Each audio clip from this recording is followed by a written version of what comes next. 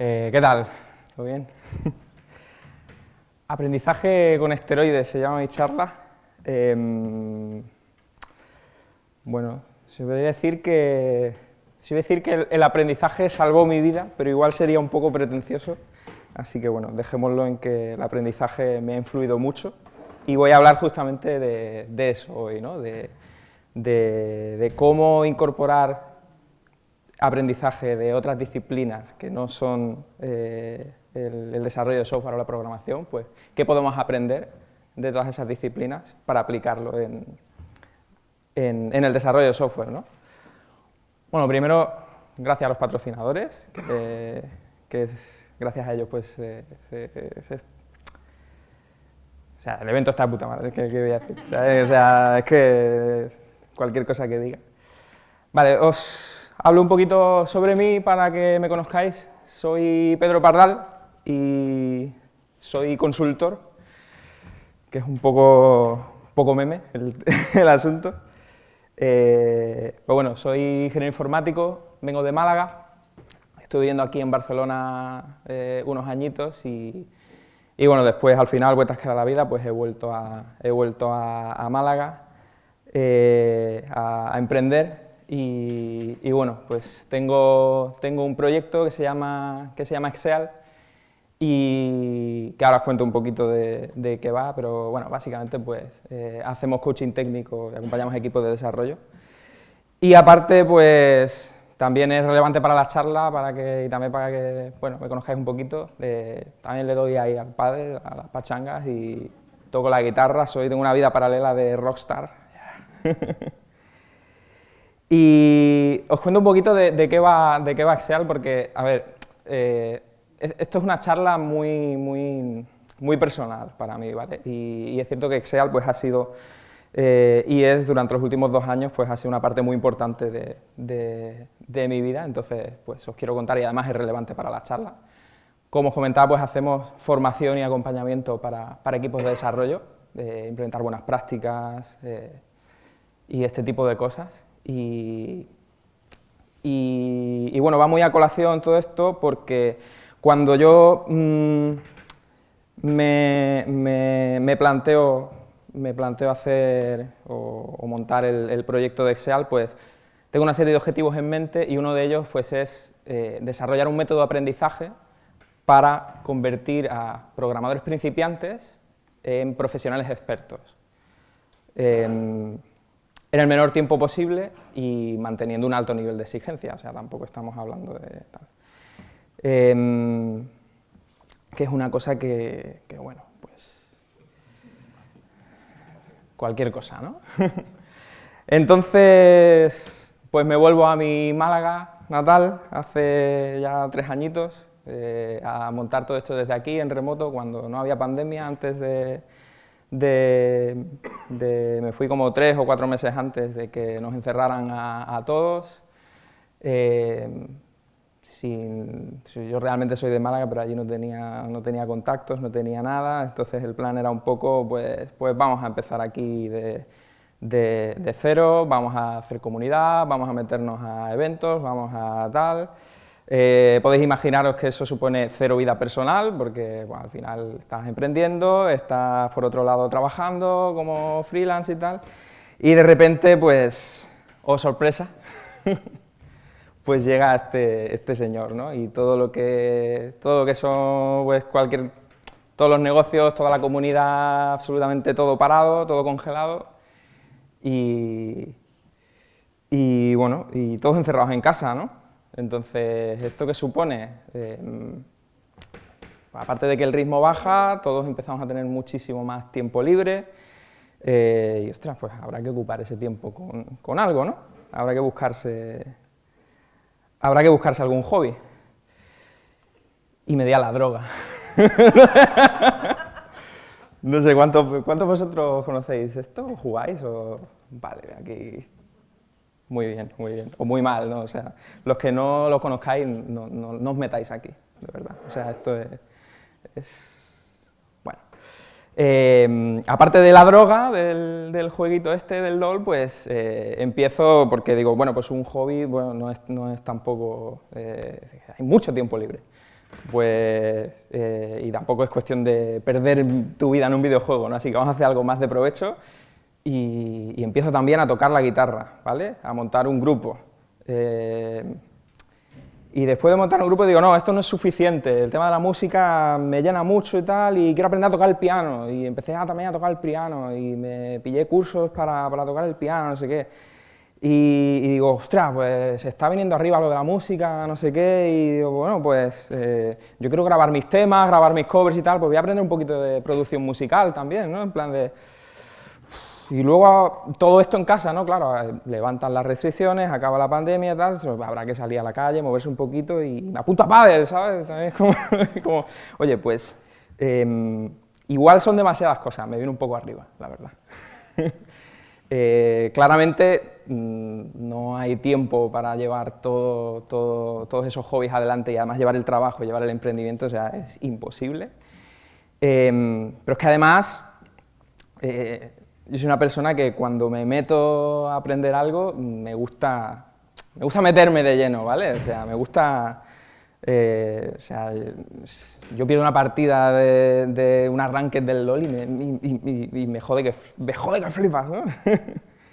Y pierdo un partido de pádel y me jode, y estoy ahí en plan, vale, ¿y cómo puedo mejorar? ¿Y cómo puedo tal? Y la música lo mismo, o sea, yo no toco rock and roll, o sea, yo escucho Dream Theater, tío, eso es metal progresivo, eso son good shit, ¿no?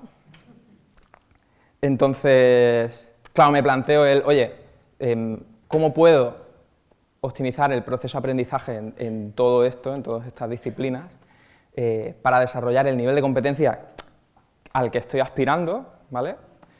En un tiempo razonable, ¿no? Evidentemente, o sea, no tampoco...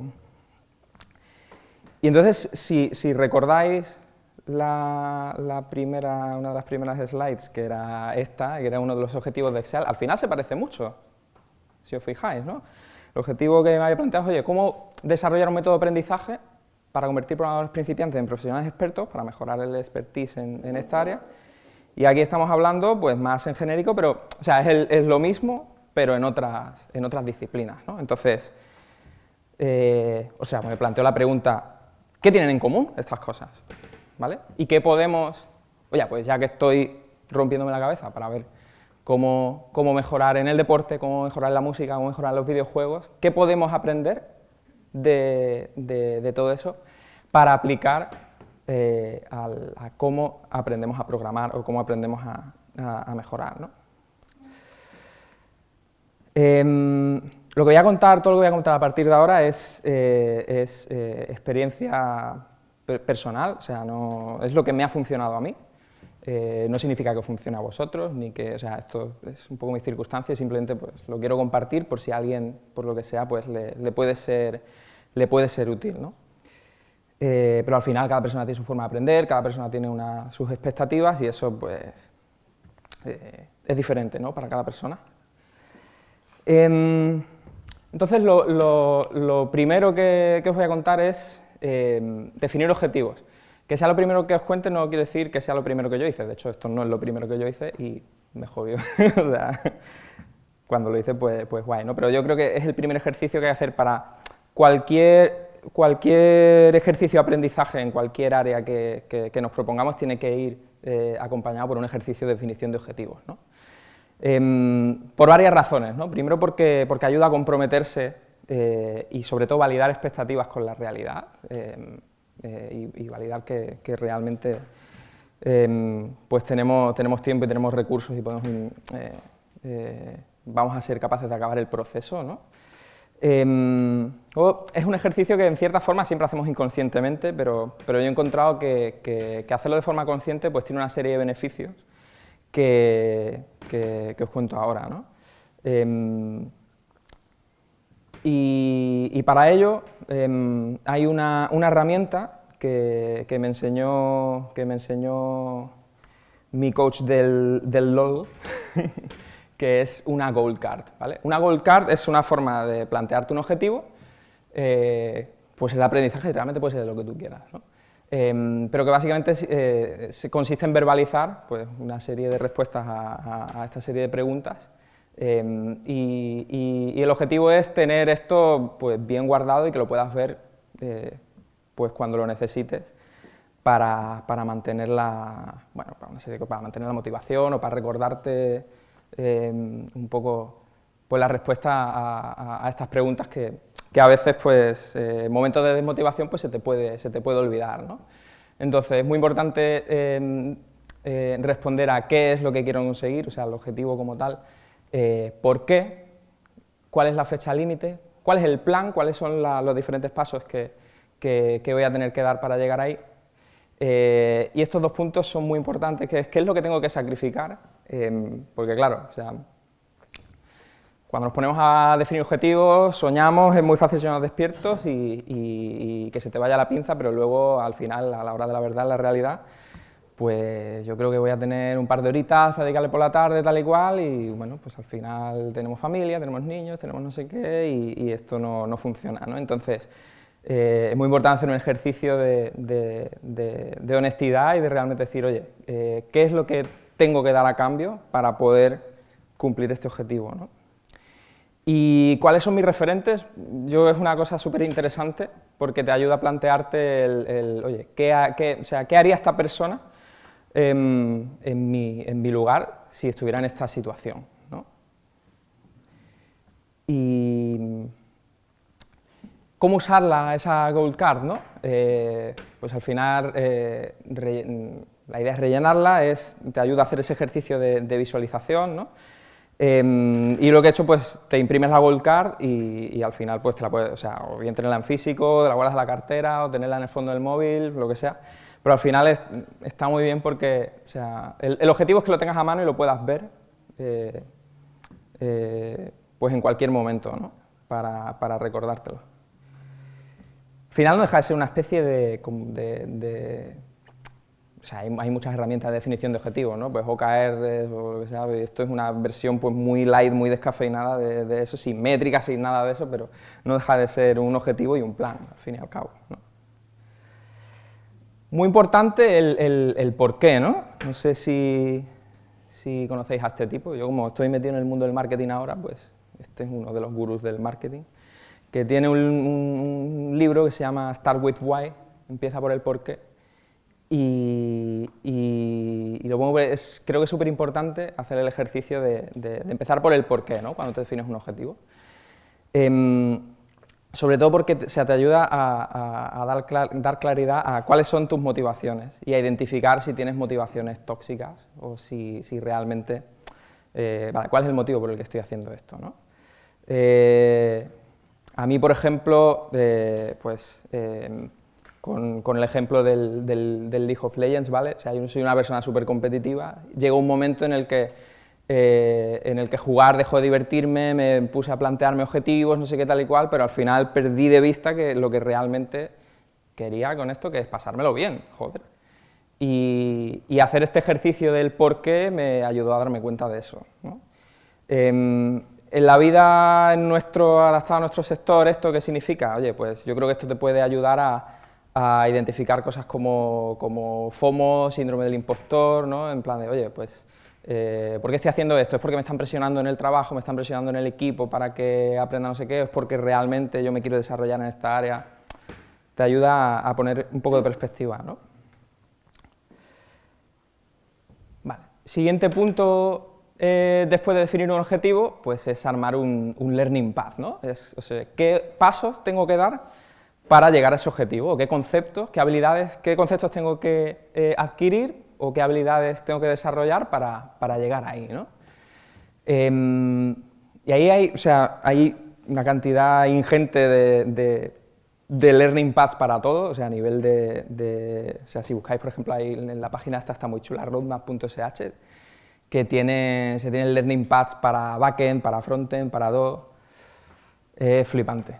De todas maneras, lo que yo recomiendo, lo que a mí me ha funcionado es, o sea, al final, como os dije al principio, no todo el mundo está en la misma situación o tiene parte de la misma base, con lo cual no todo el mundo va a tener el mismo learning path. Entonces, mi recomendación es armarte un learning path que sea personalizado, exclusivo para ti, ¿no? Y luego una vez que pues, tenemos los titulares, pues también de nuevo tenemos la suerte de que hay una cantidad de información brutal ahí fuera en internet, ya sea de cursos, o en YouTube, o libros, o lo que sea, que se pueden usar para, pues, para armar una biblioteca, ¿no? De, oye, pues para este concepto en concreto, partiendo de lo que yo ya sé, no es lo mismo que yo quiera, yo qué sé, por ejemplo, aprender C#, ¿vale?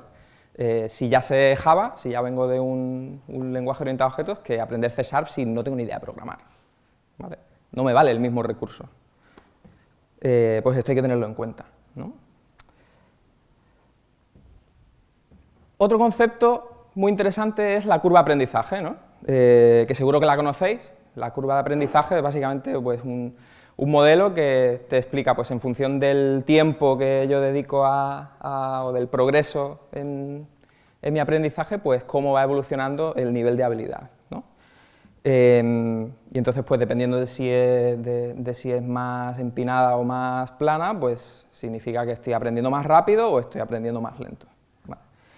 Entonces, un concepto muy interesante que justamente aprendí con el curso de piano de este hombre, no sé si lo conocéis, un youtuber que se llama Jaime Altozano, que tiene un curso de piano que está guapísimo. Si queréis aprender a tocar el piano, this is the way.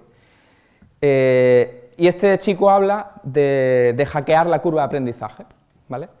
¿En qué consiste hackear la curva de aprendizaje? Pues básicamente en identificar en qué punto de esta curva de aprendizaje están los objetivos que tú te has marcado, ¿vale? No es lo mismo que yo me proponga, oye, yo quiero tocar con el piano la pachanga, las canciones típicas de pop de 4 acordes y ya está, a que yo quiera tocar piezas de música clásica.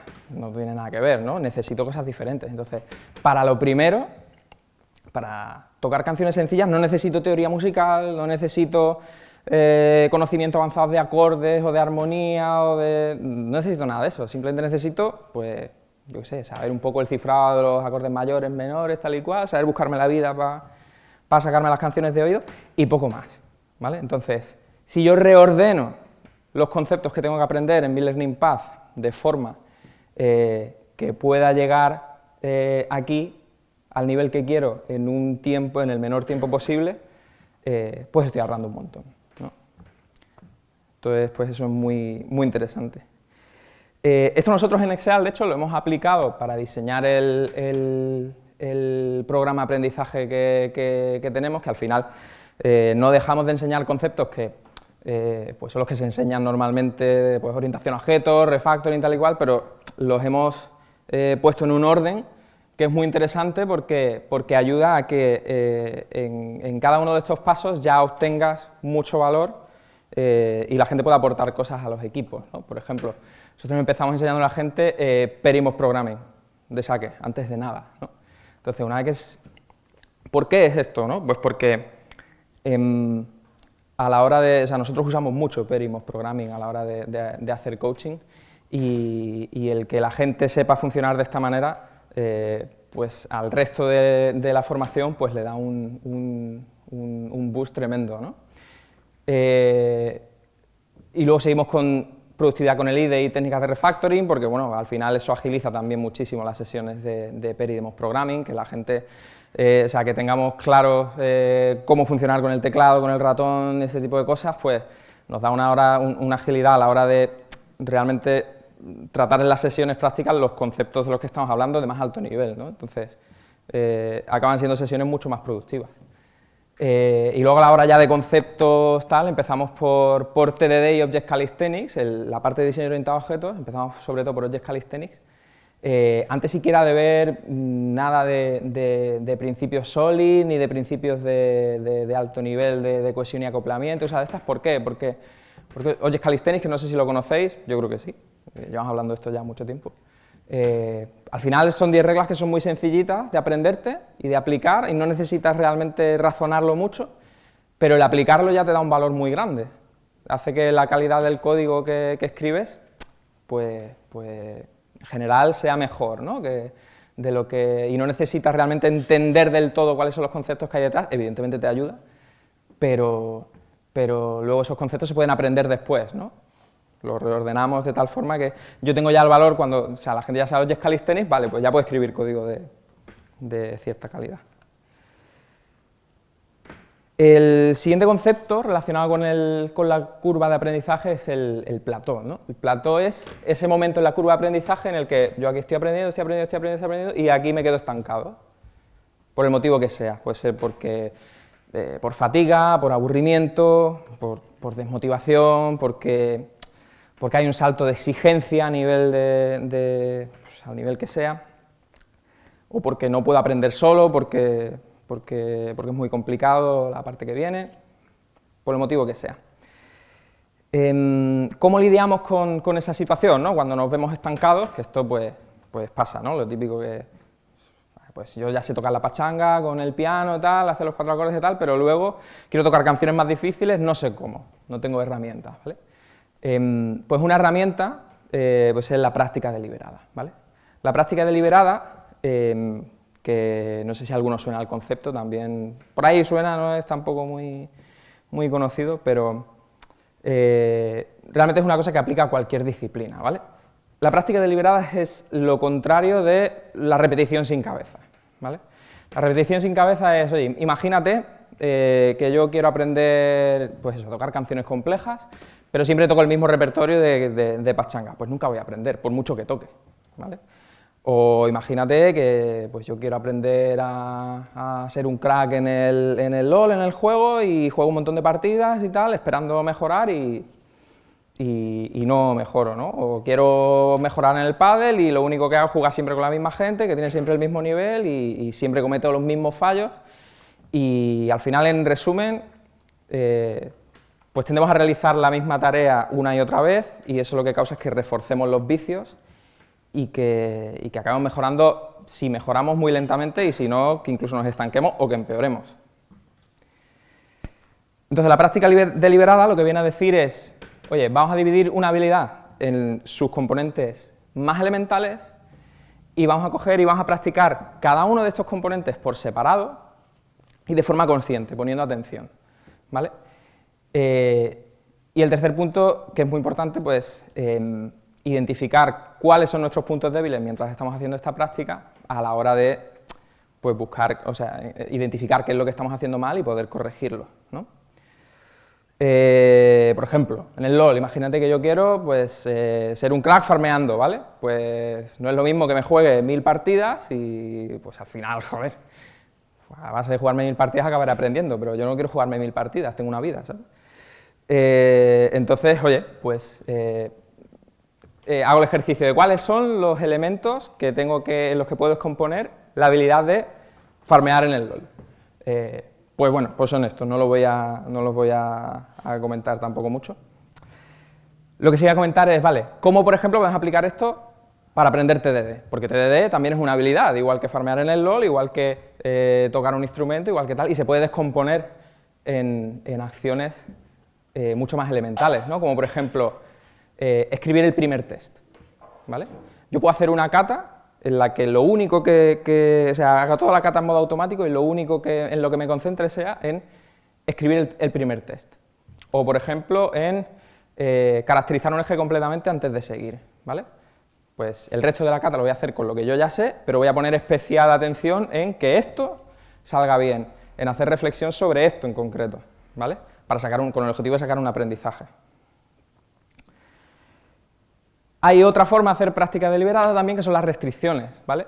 Que esto también lo hacemos mucho cuando hacemos catas, que básicamente, pues, oye, pues hacer una cata, pero aplicando una de estas restricciones, pues en función de lo que quiera aprender, pues aplico una restricción u otra, ¿no? Por ejemplo, imagínate que yo quiero aprender la sintaxis del lenguaje, estoy aprendiendo un lenguaje nuevo, y quiero aprender la sintaxis y aprenderla a interiorizarla bien. Pues entonces, en lugar de hacer la cata con un entorno de desarrollo que me ayude con la sintaxis y me lo escriba tal y tal, pues a lo mejor lo puedo hacer con un editor de texto, que no me va a ayudar, o sea, yo tengo que saber dónde van las llaves, dónde van los punticomas, todas estas cosas. O imagínate eso, que quiero practicar pues productividad con el IDE, usar solamente el ratón, el teclado. Pues voy a hacer una cata, pero poniendo especial atención en usar el ratón lo mínimo posible, intentar hacerlo todo con shortcuts, intentar hacerlo todo con el teclado, ¿vale? Al final esto es súper potente porque, si os fijáis, podemos hacer cualquier cata de todas las que hay con cualquiera de estas restricciones y la combinatoria de ejercicios posibles que nos quedan es enorme, ¿no? ¿Dónde y cuándo aplicar la práctica deliberada? ¿Vale? Porque esto es muy bonito y tal, oye, si yo tengo tiempo, pues de puta madre, ¿no? Pero si no, pues, ¿dónde y cuándo lo aplicamos? Pues para eso hay que hablar del concepto de la zona de aprendizaje versus la zona de rendimiento, ¿vale? La zona de aprendizaje es, por ejemplo, en un deporte, el entreno, ¿vale? El entreno del deporte pues es el sitio donde yo pongo foco en el proceso, en depurar mis habilidades, donde empleo las técnicas de práctica deliberada, pongo en práctica nuevos conceptos que todavía no domino, busco tener feedback de mi desempeño y pongo el foco en habilidades muy concretas, ¿no? En un deporte podría ser el entreno, en el mundo de la música podría ser pues, el ensayo en tu casa con el instrumento, ¿vale? La zona de rendimiento, por el contrario, es pues el sitio donde lo que busco es la performance, ¿no? Mi foco es el resultado, no el proceso. Uso los recursos que ya conozco y aplico de forma intuitiva lo que ya sé, ¿no? Yo tenía un profesor de teatro que me decía, cuando salíamos a hacer la obra, me decía, olvídate de la técnica. O sea, ya lo que sabes, lo sabes y te va a salir de forma intuitiva, y lo que no sabes, ni lo tienes que pensar. Y aquí no desarrollamos nuevas habilidades, aquí lo que buscamos es simplemente rendir con lo que ya sabemos, ¿vale? Esto podría ser pues, un partido de competición, o salgo a dar un concierto, lo que sea, ¿vale? En nuestro mundo, ¿cuál es la diferencia entre la zona de aprendizaje y la zona de rendimiento? Pues la zona de aprendizaje es cuando yo hago catas, cuando hago cursos, cuando voy a coding dojos, cuando tengo un pet project, que no hay presión de entrega, simplemente lo hago pues, por aprender. Y la zona de rendimiento es el trabajo en el proyecto que estamos haciendo, ¿no? ¿Qué podemos aprender de esto? Que no solemos hacer, pues buscar introducir una zona de aprendizaje en el trabajo, ¿vale? En la medida de lo posible. Y yo realmente creo en que esto se debería aplicar en más empresas y en general en el sector, porque pues bueno, o sea, a un futbolista, verdad que no solamente le pagan por jugar partidos, ¿no? También el entreno y su desarrollo físico y todo esto y su preparación es parte de su trabajo. Pues con nosotros es lo mismo, al final. Otro concepto muy interesante es el de los feedback loops de aprendizaje en concreto, ¿vale? Cuando estamos haciendo práctica deliberada, lo que nosotros buscamos es, en base a la performance, en base a ese partido, por ejemplo, lo que yo busco es analizar los fallos que haya cometido en ese partido o analizar mi desempeño en general y en base a eso identificar qué es lo que estoy haciendo mal. ¿Para qué? Pues para poder luego estudiar y desarrollar esa habilidad en mi zona de aprendizaje y llevarla a la práctica en esa zona de aprendizaje para luego interiorizarla y volver a llevarla a la zona de performance, ¿vale? Por ejemplo, en el League of Legends. El League of Legends está súper guay porque hay una herramienta que es la herramienta de replays, que tú puedes analizar una partida. Tú juegas una partida y luego la analizas y buscas los fallos que hace. O sea, puedes verte la partida entera desde el punto de vista de cualquier jugador y puedes analizar los fallos. En base a eso, puedo estudiar cuáles son los fundamentos en los que estoy fallando. Eso lo llevo a mis partidas normales y luego juego Rankeds y soy un crack, ¿vale? En la música, lo mismo, me puedo grabar tocando en directo en un concierto y luego analizar los fallos que he tenido y ver, oye, pues se me da mal este cambio de cuando tengo un fraseo de 3 cuerdas, me chillan las cuerdas. Ostras, pues voy a centrarme en practicar eso, ¿no? Se puede aplicar a cualquier cosa. ¿Sobre qué podemos construir feedback loops en nuestro trabajo, ¿vale? Pues aquí hay realmente, o sea, he puesto unos cuantos que son un poco los que se me ocurrieron, pero realmente hay un montón de puntos. Estos no son feedback loops como tal, sino puntos sobre los que puedo armar un feedback loop y sacar feedback, ¿no? Y sacar un aprendizaje, ¿no? que van desde, pues yo qué sé, algo tan tonto como leer los errores del compilador, que es una cosa que parece una tontería, pero muchas veces no lo hacemos y nos tiramos ahí un montón de tiempo, ¿por qué está fallando esto? Y al final pues suele ser una tontería. O leer el resultado de los tests, o ya si vamos más al plano del equipo, pues el feedback de las code reviews, el feedback de si estoy haciendo pairing pues de mi pareja de pair programming, el feedback del resto de compañeros de equipo, un montón de cosas, ¿vale? Otro concepto que también nosotros pasamos mucho por alto es la diferencia entre competencias individuales y juego en equipo, ¿vale?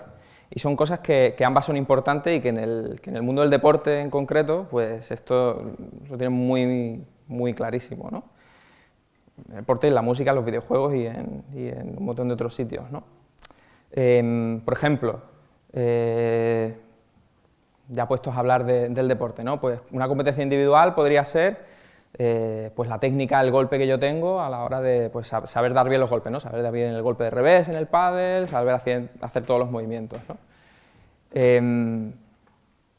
Y un ejemplo de habilidad de equipo sería, oye, pues cómo me coordino con mi pareja en la pista para, oye, pues si estamos jugando en este lado de la pista, bascular los dos juntos, si estamos jugando aquí, pues tal, subimos los dos juntos, bajamos los dos juntos, defendemos, atacamos, todo eso no lo puedes practicar tú solo, o sea, es una competencia de equipo, ¿no? Y se tiene que practicar en equipo. En nuestro caso, también hay competencias individuales y competencias de juego en equipo, ¿no? Por poner algún ejemplo, competencias individuales, pues todo lo que son las hard skills de pues, cómo aplicar técnicas de buenas prácticas, conocimientos de diseño, productividad de las herramientas, todo lo que tú quieras. De juego en equipo, cosas que hago o habilidades que hay que desarrollar en equipo, pues oye, dar feedback, no puedo dar feedback a mí mismo, ¿no? Es un poco raro. O desarrollar eso, a ver, te puedes poner delante de un espejo, ¿no? Pero o definir acuerdos de equipo, es que son cosas que por definición haces con el equipo, ¿no? Y ahora un punto muy importante que podemos aprender aquí es que las competencias de equipo hay que aprenderlas en equipo, ¿vale? En general, en la formación en nuestro sector a día de hoy se pone mucho énfasis en lo que son estas habilidades individuales, pero estas habilidades de equipo no hay formación formal como tal, si os dais cuenta, o la formación formal que hay realmente muy teórica de, bueno, definir acuerdos de equipo sí, pero o sea, la ves tú solo, o la haces tú solo, pero realmente no la aplicas con tu equipo y realmente el aprendizaje viene de cuando yo me pongo con mi equipo, trabajar un acuerdo de equipo, o trabajar, nos ponemos juntos a refinar historias de usuario, es cuando realmente aprendemos las técnicas de, por ejemplo, vertical slicing, cosas así, ¿no? Pero eso lo hacemos muy poco. Lo hacemos muy poco y deberíamos hacerlo más. Es un poco la reflexión, ¿no? Otro concepto, ya me quedan pocos, ¿eh? Otro concepto muy interesante es el de social accountability, ¿vale? Social accountability, casi por el nombre, pues un poco raro, pero básicamente no deja de ser el típico voy al gym con mi colega porque entre los dos nos picamos y entonces pues yo no lo voy a dejar porque si dejo de ir, o sea, mi colega me va a decir ¿qué haces, tío? Y al revés, realmente es mutuo, ¿no? Se crea como un compromiso social implícito de no quiero defraudar a mi compañero porque ¿qué va a decir? ¿Qué va a pensar? ¿No? Y vale, otro concepto muy importante, muy interesante es que también en el deporte lo tienen muy claro, que es el tema de la educación en valores y de la psicología del deporte, ¿no? Que son dos cosas bueno, son dos cosas distintas, pero yo creo que van muy de la mano, ¿no? La educación en valores, al final, en el deporte no se hace de forma explícita, realmente, o sea, no hablamos de cosas de perseverancia ni no sé qué, pero realmente la diferencia entre un buen entrenador y un mal entrenador es el entrenador que de alguna forma te transmite esos valores de forma implícita y tú no te enteras, es el entrenador que más valor te aporta, ¿no? Si hablamos de valores pues los valores del deporte, ¿no? De respeto, de autodisciplina, paciencia, humildad, autosacrificio, ¿no? Todo eso es parte integral de la formación en el deporte. Y la psicología del deporte también lo tienen muy claro, ¿no? La psicología del deporte podría ser la influencia de la mente en el rendimiento en el deporte, ¿no? Y esto es muy importante, la analogía que podemos hacer en nuestro mundo es pues todo el tema de la salud mental, ¿no? Que es una cosa que en el deporte, por ejemplo, pues todos los equipos deportivos tienen psicólogos deportivos y trabajan todo este tema, y es un campo que está muy desarrollado, pero nosotros apenas estamos empezando ahora a valorar todo el tema de la salud mental y empezar a incorporarlo. No digo ya siquiera hablar en conferencias, sino incorporarlo como parte orgánica del crecimiento de un equipo, ¿vale? Sí, los managers hacemos cositas y tal, pero no al mismo nivel, ¿no? Yo creo que podemos aprender mucho de aquí. Valores en desarrollo de software. Ostras, pues aquí en este foro, en la Software Crafters, nos gusta un montón Stream Programming y nos gusta el Software Craftsmanship y son dos disciplinas que pues justamente tienen una carga de valores muy alta y son valores que compartimos y que de alguna forma en los equipos que rinden están ahí. Pero lo mismo, tampoco hay formaciones de esto, ni tampoco se transmite. La única forma de transmitir estos valores es trabajando con gente que tenga estos valores, ¿vale? Entonces, yo creo que podemos aprender o podríamos buscar formas en las que transmitir estos valores, no necesariamente solamente trabajando en equipo, sino pues de otras maneras, ¿no? Me quedaban más cosas de las que pensaba.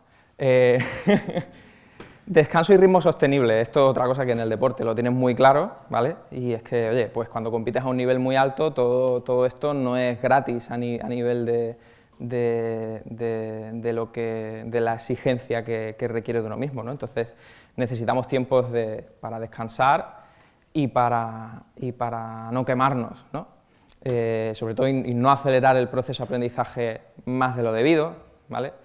Esto es una cosa que tengo con los bootcamps, por ejemplo, que es que, hostia, metan ahí 3 meses a la gente en vena de 0 a 100 y claro, acaba la gente que no sabe, o sea, no sabe, totalmente desubicada, ¿no? Entonces, cuidado con eso, ¿no? O sea, es mejor tener una constancia, pues de nada sirve pegarse un atracón yo qué sé, de 4 horas aprendiendo y luego tirarte un mes en el que no haces nada, ¿no? Mejor, pues si es posible, buscar una rutina, ¿no? Buscar, oye, pues aunque sea dedicar media horita al día, 1 horita al día, en la medida de la posible de cada uno, para dedicar al aprendizaje, ¿no? Y por último, este sí es el último, de verdad, el tema del coaching, ¿vale?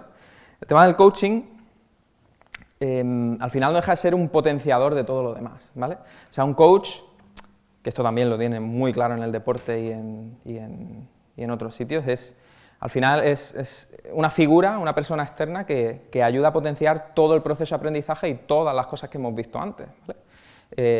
Y existen en todas las disciplinas realmente. O sea, un coach, por ejemplo, en el mundo de la música es profesor de música, o en el mundo del deporte, pues el entrenador del equipo o el preparador físico, bueno, en general todo el cuerpo técnico de un equipo, ¿no? Y hasta en el League of Legends hay coaches, o sea, una cosa que... Y entonces, claro, sin coach, ¿qué es lo que pasa? Pues que, a ver, puedes hacer todo el proceso de aprendizaje, evidentemente, te puedes hacer auto-coaching, pero tiene una serie de problemas en los que puedes caer, ¿no? Pues, oye, el efecto de Dunning-Kruger, por ejemplo. Una persona es incapaz de evaluar, o sea, no sabes lo que no sabes, ¿vale? Eso te lo tiene que... O sea, una persona que sí que tenga perspectiva y sobre todo que tenga experiencia, te lo puede valorar de forma mucho más objetiva, ¿no? Está la sobreinformación y la parálisis por análisis, o sea, lo que comentábamos antes, tenemos la suerte de que hay un montón de información ahí fuera y podemos usarla, pero es que hay demasiada información, entonces a veces te abruma y te quedas en plan de ¿qué curso me hago? ¿Qué vídeo me veo? Y acabas por no verte ninguno. Por nombrar algunos ejemplos, ¿no? Entonces, un coach, ¿qué te puede ayudar un coach? Pues a todo lo que hemos visto antes, ¿no? Te puede ayudar a definir esos objetivos, te puede ayudar a identificar en qué punto del aprendizaje te encuentras, te puede ayudar a definir un learning path específico para ti, para ver todo, exclusivamente lo que tú necesitas, te ayuda a buscar esos recursos, te puede proponer ejercicios, también sirve un poco como el rol del accountability partner, ¿no? Es la persona que está ahí para recordarte, oye, pues sigue adelante, te motiva, no sé qué, porque a veces pues uno pierde la motivación y pues si hay alguien ahí para recordártelo, pues mucho mejor, ¿no? Dentro de lo que es el coaching y relacionado con el tema del juego en equipo, ahí se puede hacer coaching a nivel individual y coaching a nivel de equipo. Esto en el deporte también lo tienen muy, muy claro. A nivel individual en el deporte pues podríamos pensar en algo parecido, bueno, un preparador físico, por ejemplo, o un personal trainer, una persona que trabaja a nivel individual, competencias individuales y, bueno, potencia el aspecto individual de cada uno de los miembros del equipo, ¿no? Y por otra parte tenemos el team coach, que sea un poco el entrenador del equipo, ¿no? O entrenadores, hay muchas variantes, ¿no? Que lo que hace al final es pues, ayudar a diseñar estrategias, facilitar dinámicas, trabajar los objetivos de equipo. Pueden ser la misma persona o no, necesariamente. Y yo creo que eso, de aquí puedes aprender también un montón. Sí, un concepto que me gusta mucho, que lo hablaba con Abraham hace tiempo, que es el concepto en el mundo del desarrollo, aplicando todo esto al mundo del desarrollo, el concepto del cuerpo técnico de un equipo de desarrollo, ¿no? Que al final es, oye, pues todas esas personas que no son como tal parte del equipo, o su función es básicamente potenciar los aspectos del equipo para que el equipo rinda, ¿no?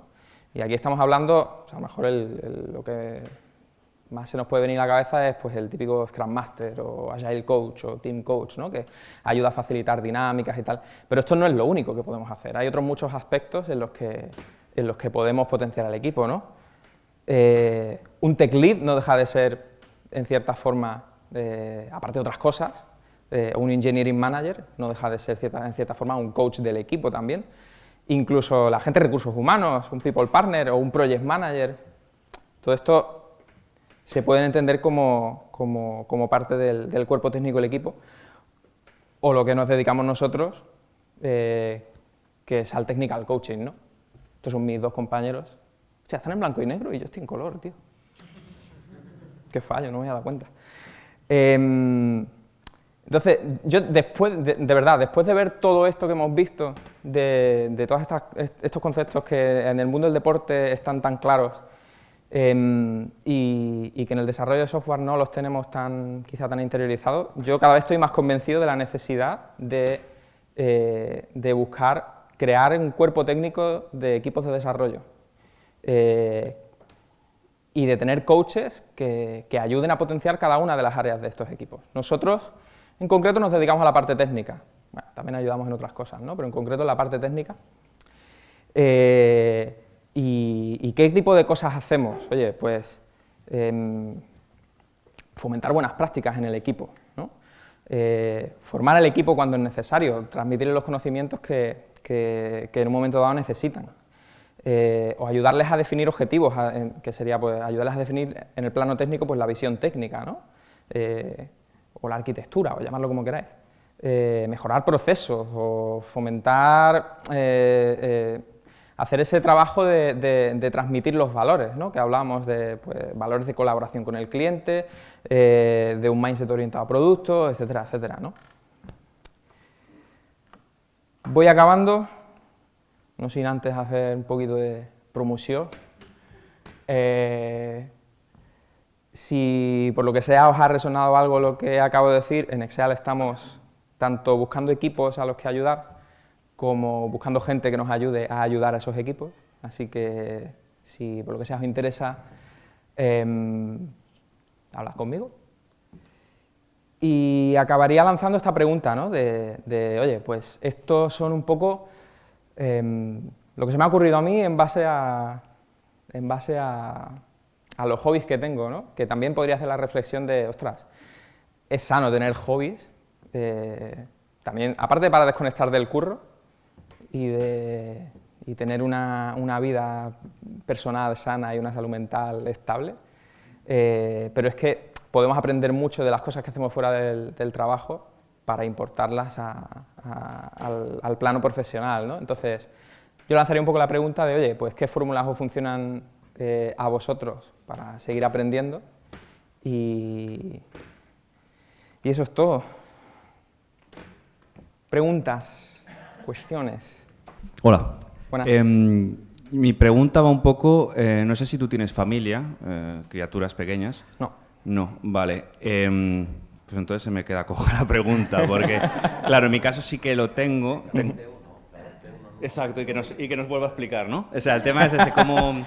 No sé cómo hacerlo yo, todo esto con criaturas, ¿no? Con familia que atender. Claro. Es decir, es algo que me genera bastante ansiedad últimamente, el tema de... Sé que tengo muchas cosas por aprender, no sé cómo priorizarlas y no sé cómo priorizar pues la vida, digamos, ¿no? Claro. Entonces, bueno, si no tienes familia me imagino que va a ser un poco difícil que me puedas responder. Bueno, no sé, ¿te puedo intentar responder? Otra Sí, cosa por favor. es que... Vale, o sea, yo lo primero en ese sentido es ser honesto con uno mismo y con las posibilidades que cada uno tiene, ¿no? Y no marcarse un objetivo, o sea, no pegarse latigazos porque no puedo aprender lo que me gustaría aprender porque, oye, pues mis circunstancias son las que son y tengo que trabajar con eso, eso es lo primero. Yo no tengo familia, no tengo hijos chicos, pero o sea, he llevado para adelante todas estas cosas que no son pocas, ¿no? Entonces, claro, no quiere decir que se pueda llevar todo esto para adelante, pero a lo mejor aplicar estas técnicas en una cosa, pues sí que puede ser algo más asequible, ¿no? Entonces, no está... Al final, todo esto son técnicas o conceptos que ayudan a que le saque más partido al tiempo que tengo disponible para dedicar a esto. Es decir, que, yo sé, pongo el ejemplo del LOL, del juego, porque es un poco lo que más se me viene a la cabeza. Yo no tengo tiempo ni quiero jugarme 1000 partidas para mejorar, sino que, oye, pues igual me puedo jugar 1 o 2 partidas al día, pero yo aún así quiero mejorar. Entonces aplico todo esto para que en ese tiempo que tengo disponible, pues me rinda un poquito más, ¿vale? Ese es el objetivo, o sea, al final, jugar con lo que tienes y optimizar. Bueno, yo sí que he sido padre ahora recientemente y Enhorabuena. he cambiado mi vida. Puedo decir algunas cosas y el chico también que lo comentó en Discord que estuvimos hablando ayer. Una de las cosas locas que he hecho es, como la niña es muy pequeña y yo le hablo en inglés, que también así aprovecho para mejorar mi inglés, ¿sabes? Es meter todo... Tu vida, inmersión, es aprendizaje, ¿sabes? Mi vida es aprendizaje en donde puedo, lo voy encajando. Entonces, por ejemplo, una cosa loca que he hecho, en vez de leerle cuentos para dormirse, le leo el Amazon Web Services, los apuntes y entonces a partir de ahí me saqué la certificación. ¿Sabes? Un aplauso, por favor. ¿Quién sabe si la niña sabe hacer lambdas? No lo sé, no lo sé, de momento no habla para decírmelo, pero bueno, estoy ahí en proceso. Luego...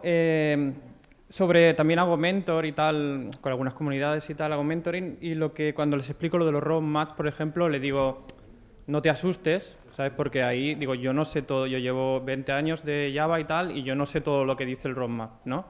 Y luego, para lo del padre, también aprender a decir que no y priorizar mucho tu vida, ¿sabes? Tu tiempo ahora vale por 10, ¿sabes? Y bueno, para preguntar algo, ¿cuál es la diferencia entre un mentor y un coach? O si es lo mismo o no, me gustaría si me lo puedes comentar. Sí. Gracias. O sea, la principal diferencia es que el coach no tiene por qué ir por delante de ti a nivel de... O sea, no tiene por qué saber más que tú. Lo único que tienes que hacer es hacerte las preguntas adecuadas para que tú mismo te des las respuestas, ¿no?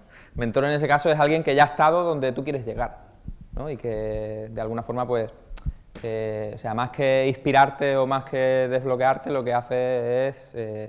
pues servir un poco de ejemplo, como tal. Yo creo que esa es la principal diferencia. Pero son roles muy parecidos al final, ¿no? O sea, y nosotros mismos, o sea, nos llamamos coaches, technical coaches, pero en verdad somos mentores también, porque, bueno, depende de qué cosas, ¿no? Pero son roles muy parecidos al final. Hola, soy Junior Developer y hablabas de la zona de rendimiento y de la zona de aprendizaje. No sé si las personas que sean Junior compartan este mismo sentimiento, pero la mayoría del tiempo estas dos zonas para mí son la misma, se solapan. En plan, mientras estoy rindiendo, estoy aprendiendo. Y muchas veces esto me causa conflicto porque entro como en un loop del que no sé cómo salir, cómo poder rendir mejor, o cómo poder separar estas dos zonas que siento que es importante separarlas. Entonces, ¿qué consejo le podrías dar a una persona como yo para lidiar con esta situación y salir de ese loop? Claro. Bueno, depende mucho, yo creo que depende mucho de tus circunstancias, ¿no? Del equipo, de la empresa en la que estés, pero yo creo que, o sea, en general, bueno, lo primero hacer un ejercicio de expectativas, ¿no? De tener claro contigo misma, ¿no? Un poco. Pero, o sea, yo creo que en general se asume que la gente más junior, gran parte de su tiempo, o sea, no van a rendir, van a aprender. Conforme vas avanzando en tu carrera y vas cogiendo más seniority, pues esa expectativa decrece. Al final lo que se espera de un senior es que rinda al 100% del tiempo y ya te buscarás la vida para aprender tú cuando puedas, ¿no? Entonces, pero bueno, o sea, para un perfil junior como el tuyo, yo creo que pues disfrutarlo. El consejo sería disfrutarlo, porque la expectativa no siempre será esa, ¿no? Gracias por la honestidad de tu charla. Mi pregunta iba enfocada a cuando hackeas el camino, que creo que es como fundamental. Vale, te puede ayudar un coach, pero en tu caso, por ejemplo, entiendo que en squash o lo que hacías, ¿cómo era? Pádel. Pádel, perdón. No te ayudó ningún coach. Entonces, ¿cómo hackeas el camino? Porque me ha parecido brillante cómo has hackeado el camino de programación. Claro, la trampa es que ahí no sabes lo que no sabes, ¿no? Entonces no tienes el conocimiento, no tienes la idea para hackear el camino por ti mismo. Entonces yo ahí sí que, en el pádel, por ejemplo, sí que tiras de un coach, ¿no? O sea, al final es apuntarte a clase. Y en clase pues ya más o menos vas viendo, analizando cómo juegas, qué patrones tienes y tal, pues en qué es lo que fallas y, oye, si quieres mejorar, pues cuáles son las áreas en las que tienes que poner foco. Pero yo creo que para eso, o sea, es muy complicado hacer eso sin apoyo externo. O sea, que aunque sea para eso en concreto, yo sí buscaría pues la figura de un coach que por lo menos ayude a diseñar ese learning path y luego a lo mejor ya puedo tirar yo solo. Mi pregunta está relacionada con cuando ya lo has hecho todo mal y estás súper quemado, ¿cómo hacer un reset para poder volver a empezar y tener ganas? Buena pregunta. Ostras, pues será porque no me ha pasado a veces, además. Yo lo que ahí haría sería, bueno, aparte de tomar tiempo y descanso y parar un poco y disminuir el ritmo, sería revisitar el primer ejercicio de definición de objetivos, ¿no? Y reevaluarlo. Y, oye, hacer el ejercicio de, ¿realmente esto es una expectativa real? ¿Puedo con esto o tengo que bajar un poco la expectativa? O sea, no es realista lo que me estoy proponiendo. Pero al final se basa en eso, en volver a ese ejercicio inicial y volver a partir desde ahí, ¿no? Y también recordarte un poco de, oye, recordarte el porqué, por eso creo que es súper importante la parte del porqué de la Gold Card y de los referentes, ¿no? En plan de, oye, pues, ¿qué haría no sé quién? Si yo tengo una persona que me inspira, pues, ¿qué haría esta persona en mi caso, ¿no? A mí, por ejemplo, en el mundo del deporte, personalmente, una de mis referencias es Rafa Nadal, ¿no? Rafa Nadal tiene una frase que es, nunca una excusa nos ganó un partido, ¿no? Y es una frase que me gusta un montón porque claro, o sea, directamente, o sea, te corta de raíz absolutamente, se debe pensar de forma muy, muy estoica, ¿no? Que es algo que para el aprendizaje creo que es vital. Si no tienes estoicismo, si no tienes muy claro qué puedes mejorar, o sea, qué cosas están bajo tu control y qué cosas no, y que no vale la pena preocuparse por las cosas que no están bajo tu control, porque si no te vuelves loco. Esto a mí personalmente me ha ayudado mucho a adoptar ese mindset, ¿no? Y eso solamente lo haces volviendo al ejercicio de definición de objetivos y definición del porqué y de las motivaciones.